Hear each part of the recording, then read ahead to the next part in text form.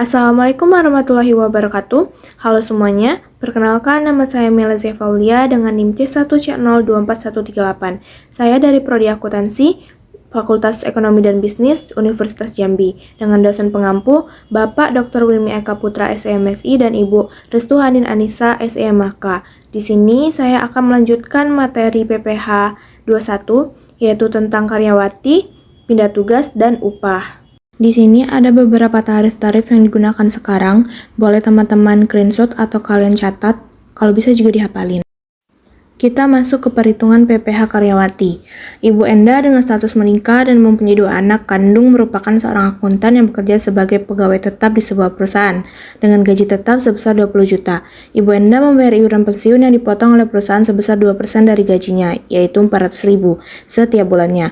Perhitungan PP pasal 21 atas penghasilan dari Ibu Enda bulan Juli sebagai berikut. Nah, kita udah tahu nih penghasilan bruto Bu Enda itu yaitu 20 juta. Dia mempunyai biaya jabatan sebesar 5%. Karena maksimumnya cuma 500.000, maka ditetapkannya yaitu 500.000. Terus ada uang iuran pensiunnya 400.000 per bulan. Maka 20 juta dikurangin dengan 900.000. Dapatlah 19.100.000. Itu penghasilan neto dalam sebulan. Maka dalam setahunnya kita kalikan aja 12, dapatlah 229.200.000. Itu penghasilan neto setahun. Dari soal tadi kita tahu kalau Ibu Enda ini sudah menikah dan mempunyai 2 anak, maka penghasilan tidak kena pajaknya itu 67.500.000. 229.200 tadi dikurangi dengan 67.500 dapatlah 161.700. Yang pertama kita cari dulu tarif progresifnya. Karena dia di atas 60 juta, maka kita kalikan ke lapisan pertama dulu, dapatlah 3 juta. Sisanya kita kalikan ke lapisan kedua yaitu 15%, dapatlah 15.255. Maka PPh pasal 211 tahunnya yaitu 18.255. Untuk PPh pasal 21 dalam sebulannya tinggal dibagi 12, yaitu dapatlah 1.521.250. Untuk tarif ternya, kalian bisa lihat di tabel ketiga, itu udah dijelaskan karena Ibu Enda ini sudah kawin dan memiliki 2 tanggungan dan penghasilan brutonya dalam sebulan itu 20 juta, maka dia dikalikan dengan 8%, dapatlah 1.600.000 dalam per bulan. Kita masuk ke perhitungan PPh pindah tugas. Kila yang berstatus belum nikah adalah pegawai pada PT Nusantara Mandiri di Jakarta. Namun sejak 1 Juni dipindah tugaskan ke kantor cabang di Bandung. Gaji Kila sebesar 5 juta dan pembayaran iuran pensiun yang dibayar sendiri sebulan sejumlah 100.000. Selama bekerja di PT Nusantara Mandiri, Kila hanya menerima penghasilan berupa gaji saja. Yang pertama, pengisian bukti pemotongan PPh pasal 21 di kantor Jakarta. Karena Kila tadi hanya bekerja dari bulan Januari sampai Mei, karena dia Juninya langsung pindah ke cabang Bandung, maka gajinya kita kalikan 5, dapatlah 25 juta. Terus pengurangannya ada biaya jabatan sebesar 1.250.000 dan iuran pensiunan sebesar 500. Maka penghasilan neto 5 bulannya adalah 23.250. Untuk penghasilan neto dalam 1 tahunnya yaitu 12/5 dikalikan 23.250, maka dapatlah 55.800. Karena Kila belum menikah, maka dikurangkan dengan penghasilan WP sendirinya yaitu 54 juta, maka penghasilan kena pajaknya yaitu 1.800.000. Untuk PPh pasal 21 terutang dalam setahunnya yaitu kita kalikan dengan 5%, dapatlah 90.000. Nah, untuk terutang masa Januari sampai Mei-nya itu, yaitu 5/12 dikali 90.000. Dapatlah 37.500. Yang kedua, yaitu pengisian bukti pemotongan PPh pasal 21 di kantor Bandung. Penghasilan itu di Bandung, yaitu bulan Juni sampai Desember, yaitu 7 bulan, dikali 5 juta, maka dapatlah 35 juta. Terus pengurangannya ada biaya jabatan, 5% dikali 35 juta dapatlah 1.750.000 dan iuran pensiunnya yaitu sebesar 700.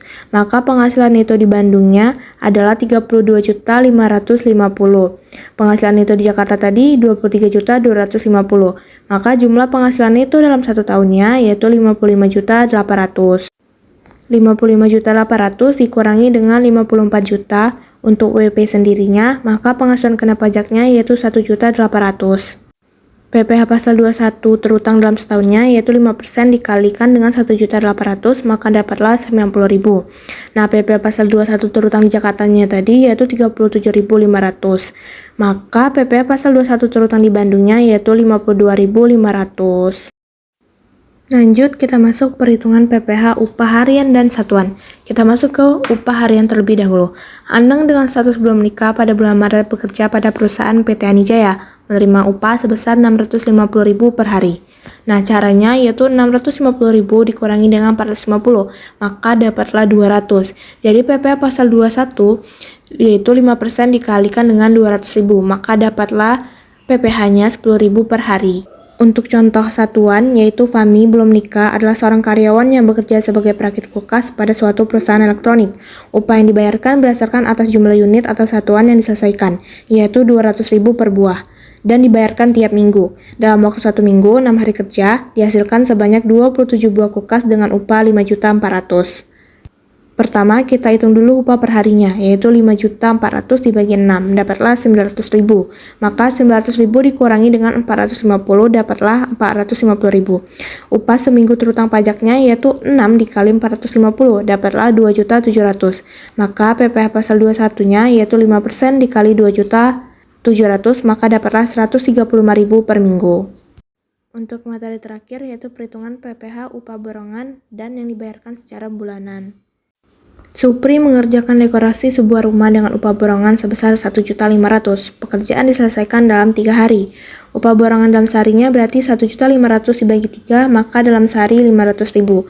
500.000 dikurang 450, maka dapatlah 50.000. Maka upah borongan terutang pajaknya tinggal 3 dikali 50.000, maka dapatlah 150.000. PP pasal 21-nya yaitu 5% dikali 150.000, maka dapatlah 7.500. Untuk contoh yang dibayarkan bulanan, yaitu Saka bekerja pada perusahaan elektronik dengan dasar upah satuan yang dibayarkan bulanan. Dalam bulan Januari, Saka bekerja penuh 24 hari kerja dan upah seharinya yaitu 300.000.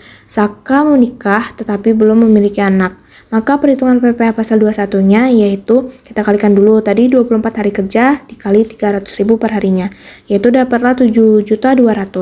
Penghasilan neto 1 tahunnya kita kalikan 12, maka dapatlah 86.400.000.